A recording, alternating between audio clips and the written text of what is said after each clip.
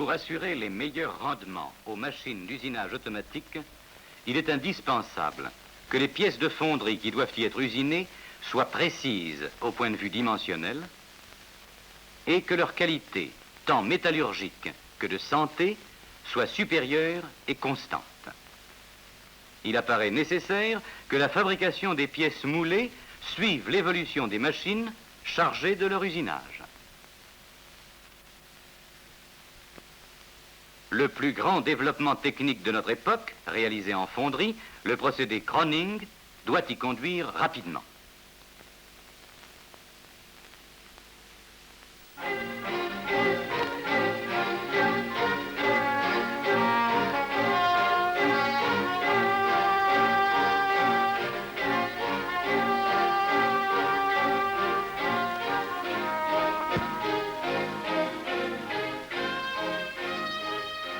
Depuis 1952, la fonderie des automobiles Berlier utilise le procédé Croning pour l'obtention de certains noyaux.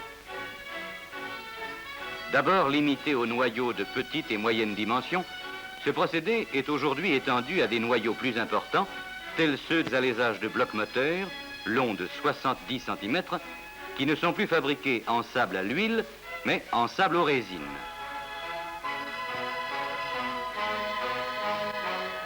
La fabrication de ces noyaux par ces procédés différents vous est présentée.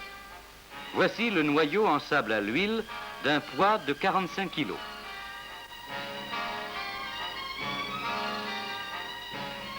Le mélange de sable siliceux et d'agglomérants à base d'huile de lin s'effectue sur machine Speedmüller.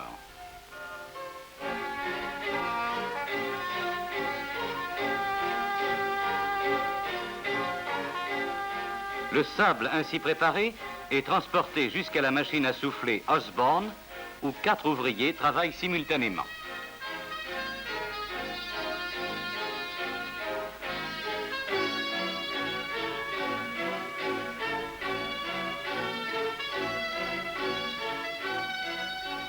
Pose des armatures et d'une chandelle dans la boîte à noyaux en aluminium.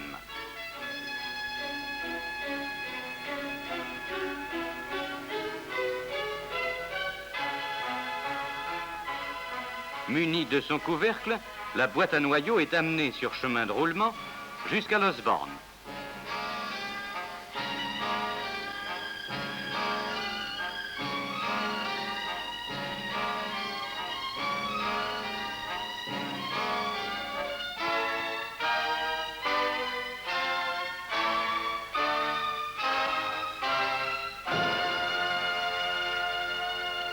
Le noyau étant soufflé, la boîte est évacuée.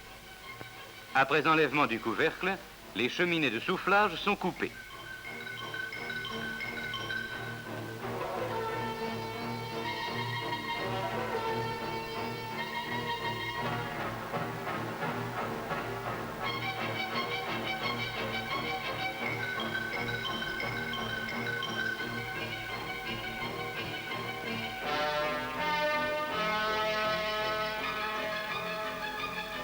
Pose des éléments de coquille de réception, puis d'une plaque de réception.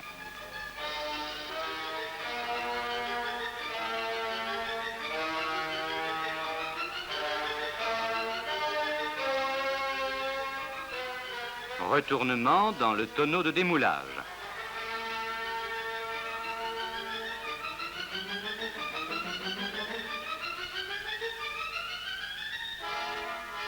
Enlèvement des éléments latéraux de la boîte.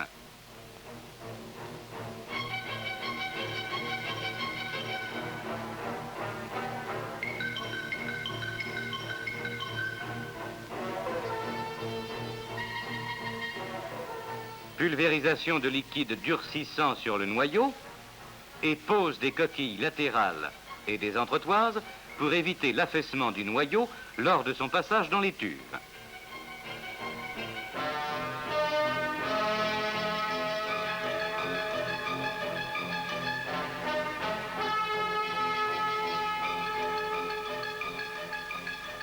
L'étuve, du type Acme, comportant 3 chambres, est équipée de 51 balancelles.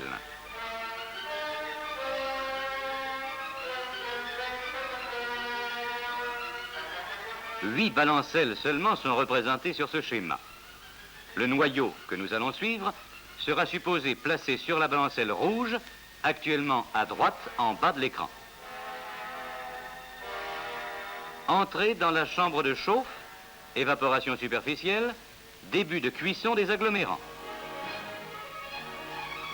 Entrée dans la chambre chaude et passage au-dessus du foyer où la température atteint 230 degrés.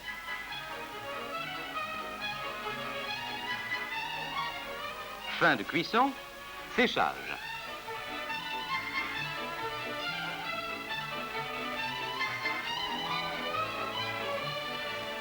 Un système d'aspiration permet de récupérer l'air chaud des 2 premières chambres, la chambre de chauffe et la chambre chaude.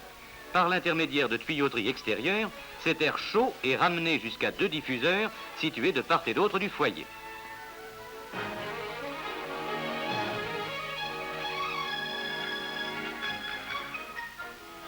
Entrée dans la chambre de refroidissement. Le temps de passage dans les tubes est de 4 heures 20 minutes.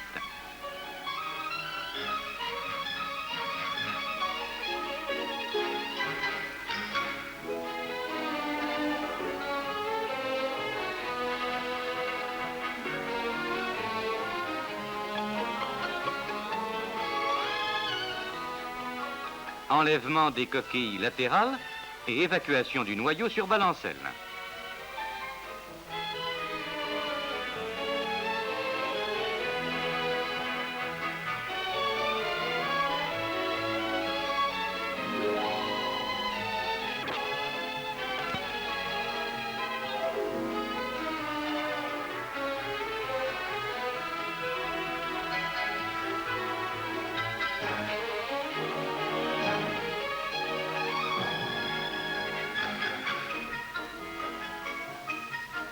Déchargement des balancelles et enlèvement des éléments de coquille de réception.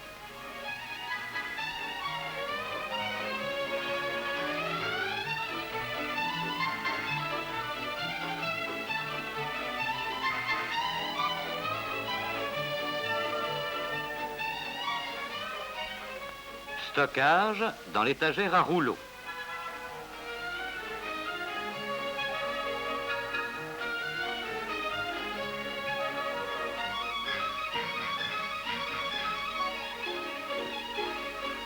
Reprise du noyau sur l'étagère et dépose sur montage de gabarisage.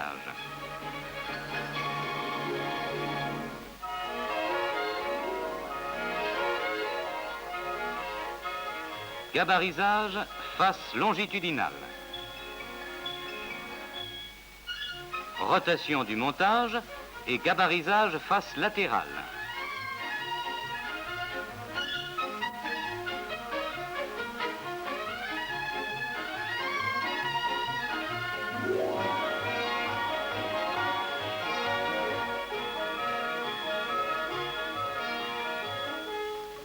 Gabarisage de l'arrondi du palier.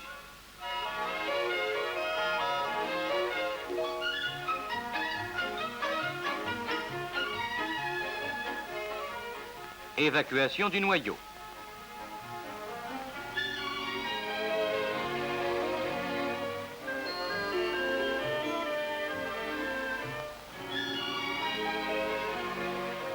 Mise en place des noyaux dans le gabarit de bloc.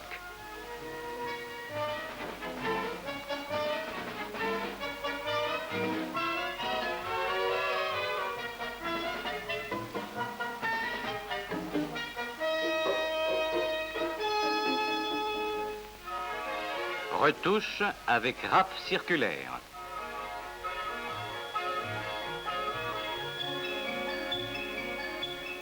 Chauffage au chalumeau avant collage de noyaux rapportés.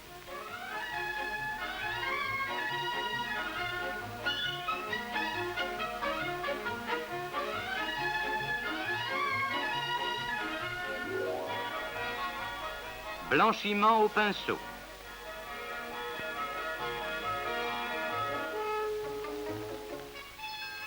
Évacuation des noyaux au poste de blanchiment.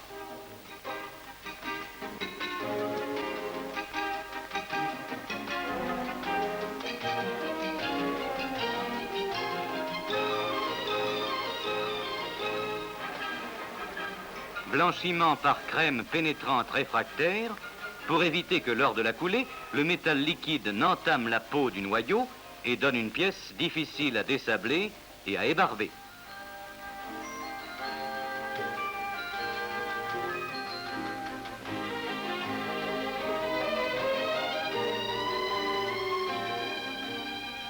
Nouveau séchage en étuve pendant environ 1 heure à une température de 230 degrés.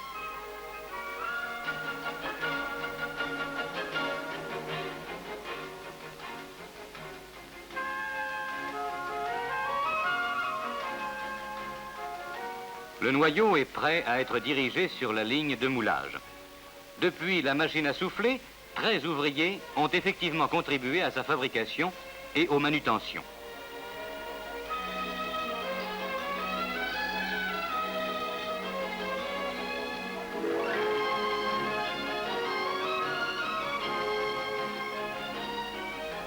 Ce procédé classique de fabrication a fait place au procédé Croning.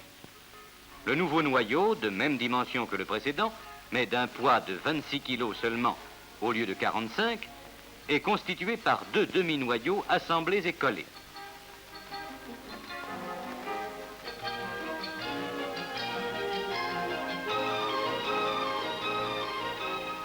Ces demi-noyaux sont obtenus sur machine Oettinger-Berlier à postes multiples. Le procédé Croning utilise les caractéristiques des résines phénoliques thermodurcissables servant de liant au sable extra-siliceux. Dans un broyeur fort date, la résine liquide et le sable siliceux sont mélangés. Le sable est pré-enrobé, c'est-à-dire que chaque grain de sable est entouré d'une mince pellicule de résine. De l'air chauffé entre 400 et 500 degrés, introduit dans le broyeur pendant le mélange, élimine l'alcool contenu dans la résine. En fin d'opération, le sable est tamisé et aspiré dans un cyclone de refroidissement, d'où il passe dans une benne transporteuse. Cette machine carrousel à 8 bras comprend essentiellement une souffleuse, une étuve de cuisson et une démouleuse. L'extrémité de chaque bras supporte une boîte à noyaux en fonte dont les parois sont portées à une température de 230 à 260 degrés. Par 4 becs de soufflage, le sable est projeté à l'intérieur de la boîte à noyaux. Sous l'influence de la chaleur, la résine s'amollit. Le mélange sable-résine épouse étroitement les contours intérieurs de la boîte. En cuisant, la résine transforme le matériau en un corps solide. C'est la polymérisation.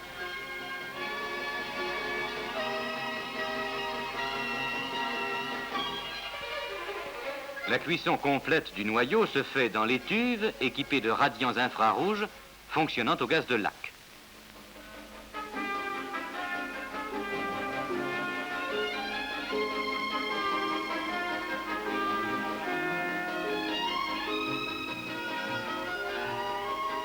Le noyau passe successivement dans chacun des 5 postes de l'étuve, ce qui correspond environ à 7 minutes 30 de cuisson.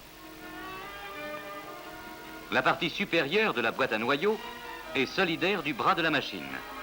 Dès l'arrivée au poste de démoulage, la boîte est séparée mécaniquement en 2 parties dans le sens vertical. La partie inférieure s'ouvre ensuite longitudinalement, laissant apparaître le noyau, qui est alors évacué par l'ouvrier chargé du collage.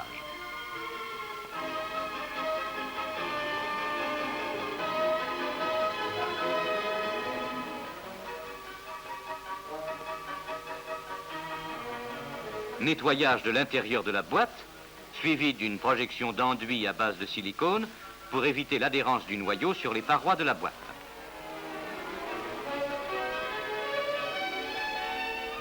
Fermeture et verrouillage des 2 parties de la boîte. Un nouveau cycle commence.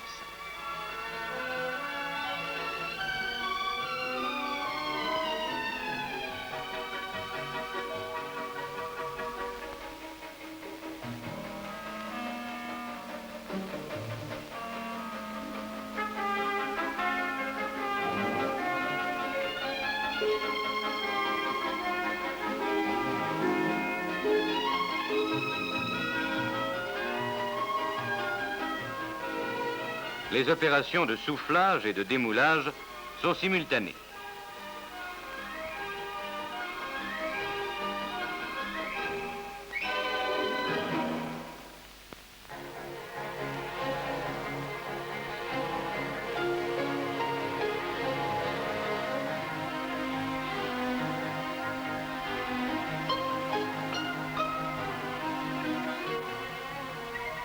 Toutes les 1 minute 30 environ, un demi-noyau sort de la machine.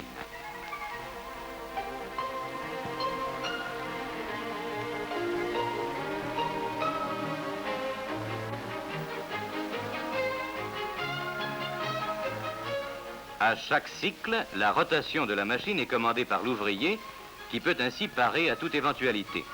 Il faut préciser que cette machine peut également fonctionner en cycle automatique.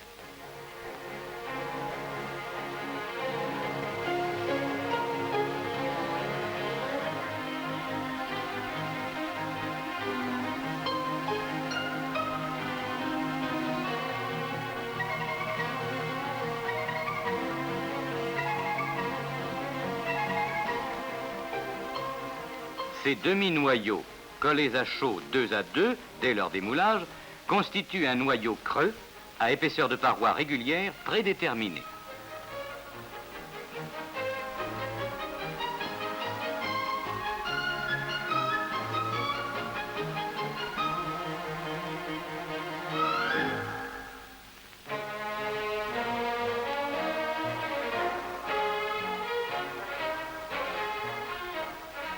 Avec ce nouveau procédé, 2 ouvriers seulement.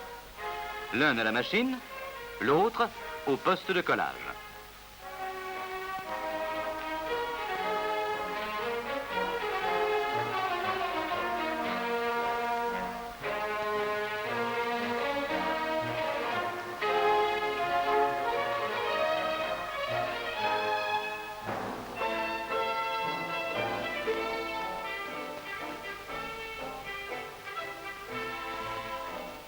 Ces noyaux d'une grande précision ne nécessitent aucun gabarisage.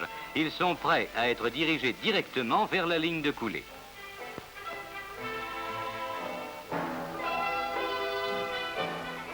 Sur des blocs moteurs sortant du grenaillage, la comparaison des résultats obtenus par l'utilisation des 2 types de noyaux est particulièrement remarquable. Les résultats obtenus avec les noyaux en sable à l'huile alternent avec ceux des noyaux au Croning.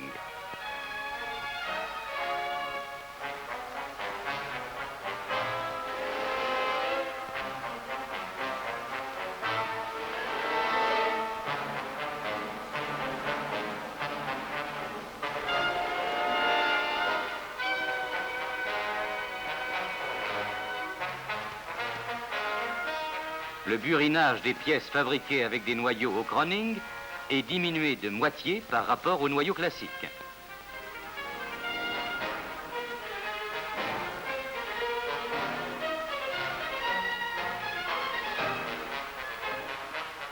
Les avantages du procédé Croning peuvent donc être ainsi traduits. Productivité améliorée. La fabrication des noyaux d'alésage de blocs moteurs exigeait 13 ouvriers, 2 seulement sont maintenant nécessaires. Précision accrue des pièces coulées. Il est possible d'obtenir des tolérances très serrées, comparables à celles obtenues par la coulée sous pression, donc diminution sensible des usinages. Insensibilité aux agents atmosphériques, donc possibilité de stockage de longue durée, aussi bien pour le sable préenrobé que pour les noyaux préparés. Gain de poids important sur les noyaux et sur le sable, d'où manutention moindre. Le gain moyen est de l'ordre de 45%. Prix de revient amélioré.